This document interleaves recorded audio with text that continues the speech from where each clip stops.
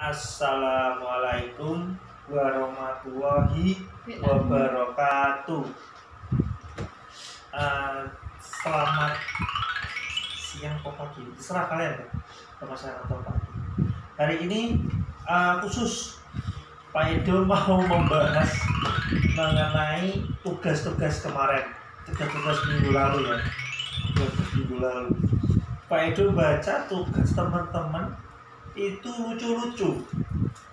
Ya kebanyakan pengertiannya betul, tapi ada yang tidak betul. Ya betul sama tidak betul 80-20 lah. Yang betul 80, yang salah 20 lah. Terus contohnya itu yang lucu-lucu. Contohnya buat Pak Edo itu lucu-lucu. Oke, kita mulai sama yang pertama nih. Kita Pak Edo gak usah sebutkan siapa namanya, gak usah sebutkan namanya, langsung aja ya. Teman kalian ini si Fulan nih ya, anggap aja si Fulan ngomong asas fungsi sosial. Asas fungsi sosial adalah asas fungsi sosial ini menyatakan bahwa penggunaan tanah tidak boleh bertentangan dengan norma kesusilaan dan keagamaan dan juga hak-hak orang lain serta kepentingan umum. Ya. Contohnya, kalau ini untuk pengertiannya asas fungsi sosial, Pak Edo setuju, sepaham dengan dia, sepaham dengan teman ini. Contohnya yang Pak Edo lucu nih contohnya. Contoh, dalam membangun industri tidak boleh di zona hijau. Aturan kapan? Aturan mana yang memperbolehkan zona hijau dibangun pabrik? Dan ini nggak ada, nggak ada. Ya memang benar, ini benar. Zona hijau itu memang nggak boleh dibangun pabrik, tapi bukan, contohnya bukan untuk fungsional, asas fungsional, gitu loh. Ya toh, bukan ini ya, bukan, maksudnya Pak Edo nggak menyalahkan, mungkin karena nggak tahu ya. Kalau menurut Pak Edo kan kita bisa baca dari pengertiannya, menyatakan bahwa penggunaan tanah tidak boleh bertentangan dengan norma kesusilaan dan norma keagamaan dan juga hak-hak lain serta kepentingan umum. Kita ambil simpel aja, kesusilaan itu gimana sih yang dimaksudkan kesusilaan?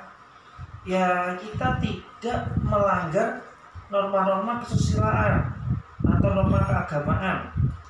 Misalnya membangun rumah ya, atau membangun bangunan isinya tempat apa misalnya, itu apa namanya Mbak, Mas singku ya maksudnya. Jadi duit lahan tapi bangun rumah situ isinya wilayah itu isinya itu kayak tempat apa jenis nih, apa contohnya? Contohnya rumah bodir itu nggak boleh bangun tempat rumah bodir itu di wilayah yang mana wilayah itu tidak mengenal dengan seperti itu. Contohnya itu, maksudnya bangun rumah bodir di dalam pemukiman, maksudnya bangun rumah bodir di dalam perkampungan, itu nggak boleh. Ada beberapa negara yang memperbolehkan tentang rumah bodir, tapi di Indonesia sendiri tidak boleh hal itu. Makanya aturan itu nggak boleh. Nah di sini tentang juga hak-hak orang lain serta kepentingan umum. Biasanya kepentingan orang lain dan seperti kepentingan orang lain itu contohnya ya, menurut Pak Edo itu seperti kalian membangun tapi tidak full bangunan. Paham maksudnya? Jadi gini, kalian ini beli rumah, misalnya beli rumah itu anggap aja 100 meter persegi ya, anggap aja 100 meter persegi. Kalian boleh bangun rumah tapi nggak usah full bangunan. Kalau kalian bangun rumah full bangunan, nanti itu fungsi sosialnya nggak ada. Kalau kalian buatnya di tengah-tengah, itu nanti ada fungsi sosialnya. Contohnya depan bisa buat jalan, samping bisa buat jalan, kiri juga bisa buat jalan, berarti gitu loh. Jadi fungsi kepentingan orang lain itu seperti misalnya tetanggaan bukan ono sing menyatakan itu pernah dengar satu hadis.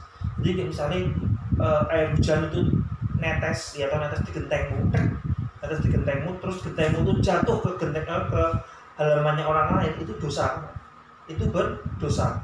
Apa meneh air hujan itu cuma air hujan netes ke gentengmu terus jatuh ke orang itu dosa. Makanya genteng itu dibikin agak ke dalam wilayah rumahmu. Tujuannya biar kamu nggak nyalahi orang lain gitu loh, Mbak dan Mas, paham ya? Itu yang dimaksud dengan fungsi sosial. Berarti boleh bangun tapi juga mempertimbangkan orang-orang di sekitarnya. Orang asal bangun loh. Ya, contohnya kayak bangun rumah tuh memperdulikan tentang lingkungan kanan kiri, depan belakang, membuatkan jalan depan. Jadi kalau rumah udah tahu rumah itu sempit, ya jangan pol-polnya bangun, nanti kita buatnya itu agak berapa gitu lah. Gitu ya, paham ya? Itu dari asas fungsional. Kita balik lagi bahas ke asas ini, asas unifikasi.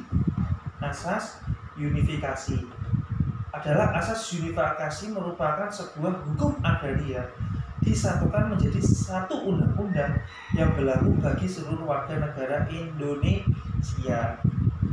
Ini benar. Asas unifikasi itu asas untuk menggabungkan undang-undang hukum sebelumnya menjadi undang-undang yang sekarang. Maksudnya undang-undang yang berlaku saat ini gitu.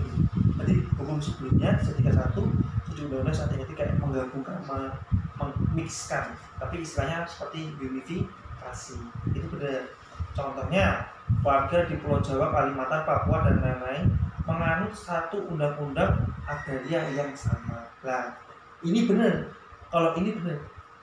Berarti undang-undangnya agraria itu nanti akan berlaku di seluruh Indonesia. Entah di Pulau Papua adanya seperti itu, di Kalimantan adanya beda, atau di Sulawesi adanya beda, tapi tetap menganut pada satu undang-undang. Ini benar contohnya. Ya, oke. Soalnya kan baca, ya kita ambil satu contoh dari beberapa contoh temannya. Kita masuk lagi ke asas nasionalisme ini. Ini yang lucu nih, asas nasionalisme. Suatu asas yang menyatakan bahwa hanya warga negara Indonesia saja yang mempunyai hak milik atas tanah yang boleh mempunyai hubungan dengan bumi dan ruang angkasa dengan tidak membedakan antara laki-laki dengan wanita serta sesama warga negara baik asli maupun keturunan. Contohnya mengenai kinerja di bidang kesehatan untuk menekan perkembangan penularan virus COVID. Ini apa hubungannya? Apa hubungannya? Ini gak ada hubungannya sama COVID. Ini pasti gak ada hubungannya sama nasionalisme. Contohnya gak ada hubungannya. Paham ya? Bukan kayak gitu. Contohnya itu biasanya warga asing, warga negara asing WNA menikah dengan WNI, ya toh. Menikah di Indonesia. Nah, contohnya itu artis apa jenengane? Apa? Intan? Boy William sing main anak band atau anak apa bu? Anak band ya? Saya anak band main itu. Apa anak langit tuh sebarang lah. Aku pernah lihat dia. Hah? Oh, Stephen William, bukan Boy, Stephen William. Saya sebut itu. Sorry. Nah, itu misalnya dia perkawinan campuran, iya loh. Dia anggap aja dia perkawinan campuran. Kita anggap saja. Terus dia tinggal di Indonesia, dia punya warga KTP Indonesia. Iya toh. Dia itu berhak atas tanah di Indonesia karena dia merupakan orang yang menetap di Indonesia. Kayak gitu loh. Paham ya? Nah, di sini kan kata-katanya baik asli maupun keturunan. Dia punya darah luar juga punya darah dalam negeri. Jadi dia berhak atas tanah di Indonesia.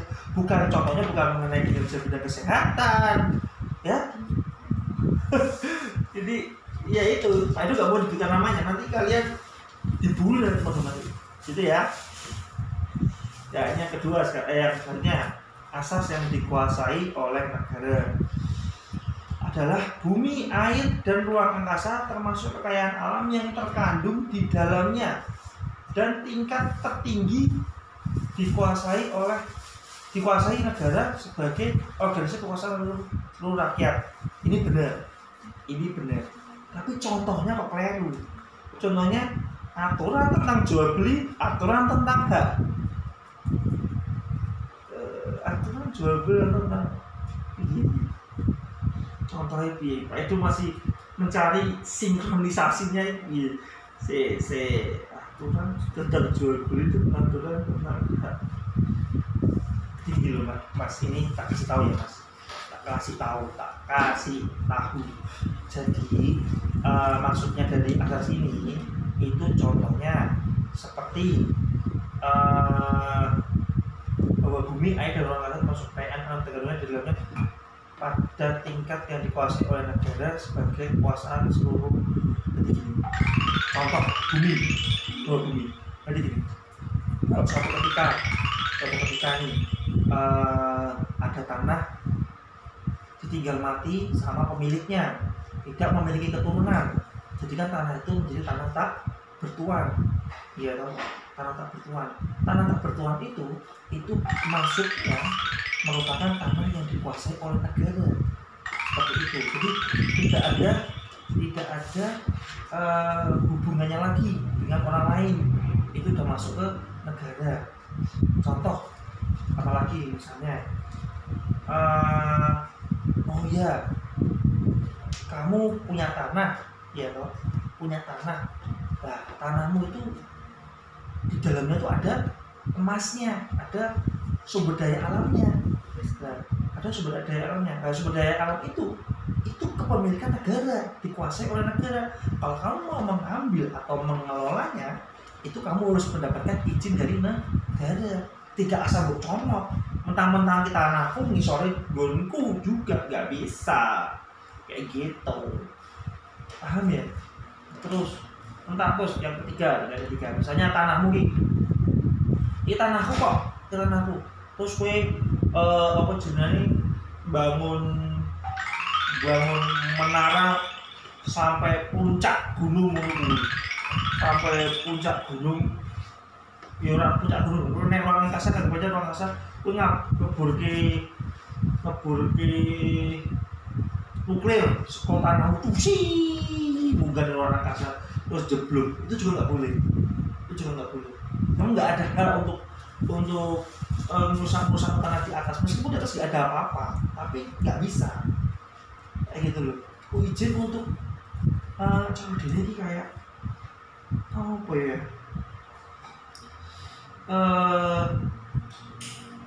nah itu bisa gini, orang mau terbang, ya toh, seorang pilot itu mau terbang di langit, itu juga perlu izin, nggak asal terbang. Paham ya? Jadi meskipun di atas tanahmu itu juga nggak bisa. Contohnya misalnya siapa sih YouTuber blognya sama seperti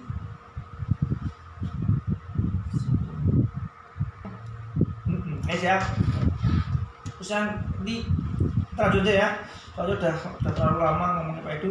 Terus asas hukum adat yang disanir adalah bahwa hukum adat yang dipakai sebagai dasar hukum agraria adalah hukum adat yang sudah dibersihkan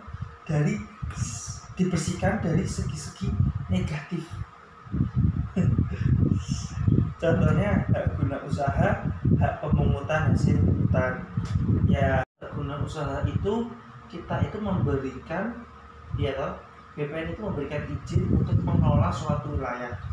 Memang suatu wilayah untuk kepentingan tertentu. Contohnya hak guna usaha itu seperti perkebunan, terus dia tidak menggunakan tanah itu untuk bangunan, dia untuk pengelolaan wilayah, pengelolaan usaha, tempat usaha, dan sebagainya, kayak waduk dan teman-teman lainnya. Jadi kayak perkebunan, waduk, terus kayak pertanian dan sebagainya, itu dibuat usaha begitu. Terus seperti hak pemungutan hasil hutan, hak pemungutan hasil hutan ini harusnya masuknya itu asas terpisah horizontal. Yang mana di asas horizontal yang ada Pak? Pemisahan horizontal harusnya ini masuknya sini, pemungutan hasil hutan.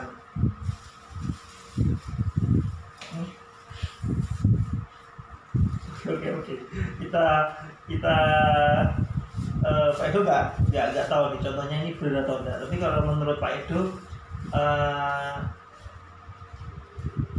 sinkronnya belum ketemu. Pak Edo belum ketemu sinkronnya. Coba kita lihat ya.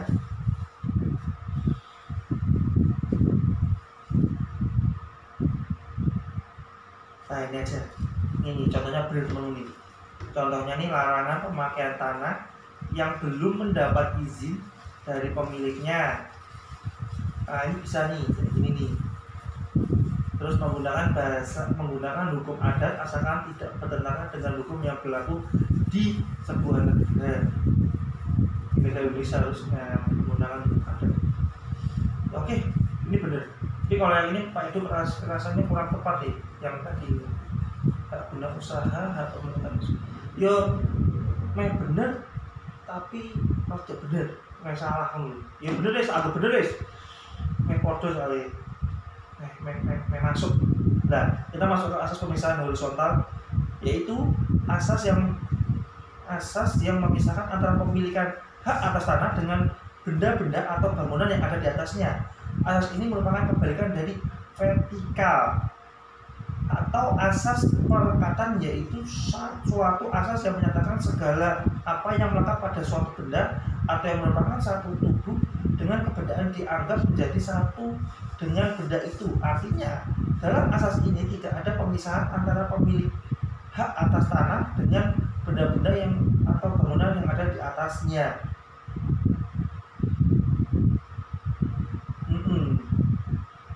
Jadi ini kebalikan dari asas vertikal. Kalau vertikal kan gini, lurus ke atas ya, atau lurus ke atas. Jadi kalau tanah sama bangunan, kalau di beberapa wilayah itu memang ada namanya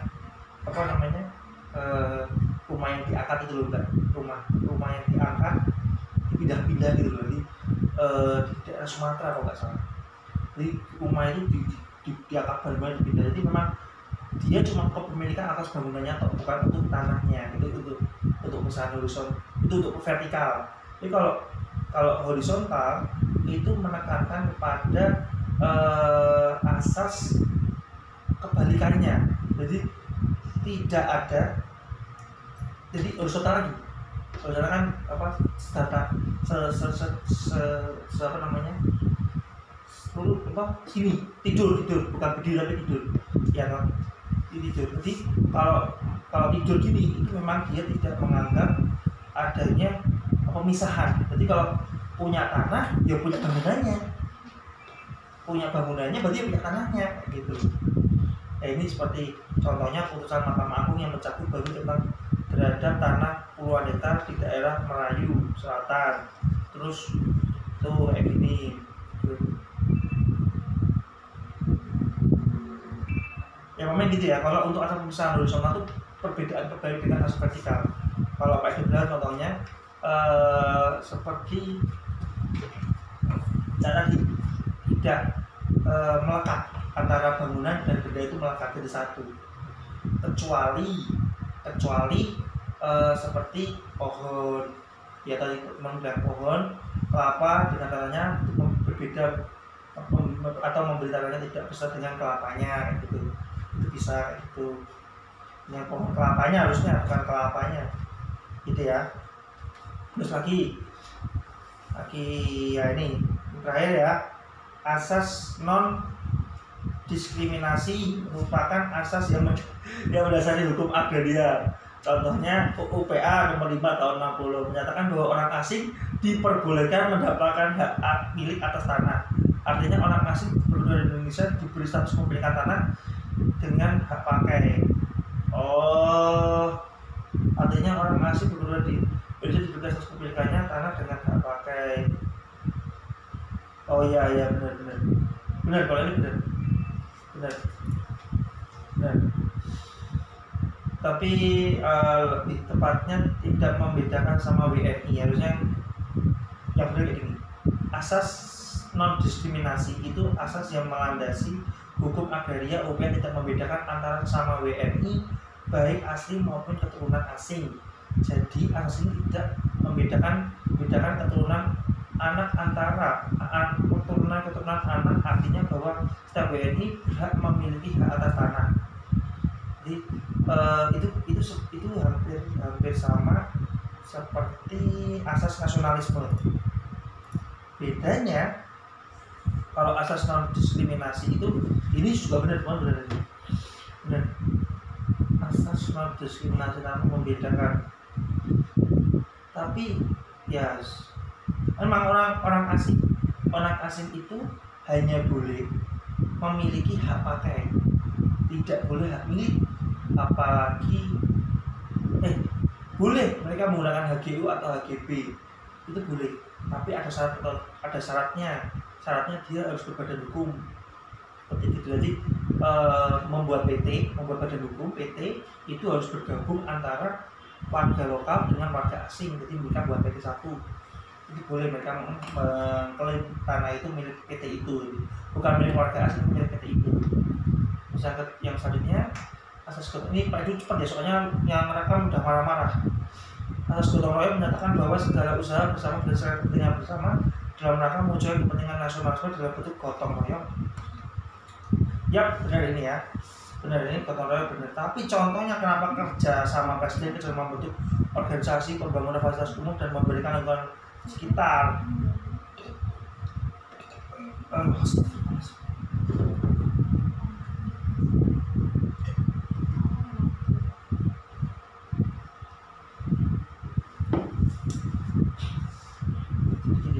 Yang asas gotong royong itu melandasi hukum agraria UPA, tidak membedakan antara sesama WNI baik asli maupun keturunan asing. Jadi asasnya tidak membedakan antara keturunan anak, artinya setiap WNI berhak memiliki hak atas tanah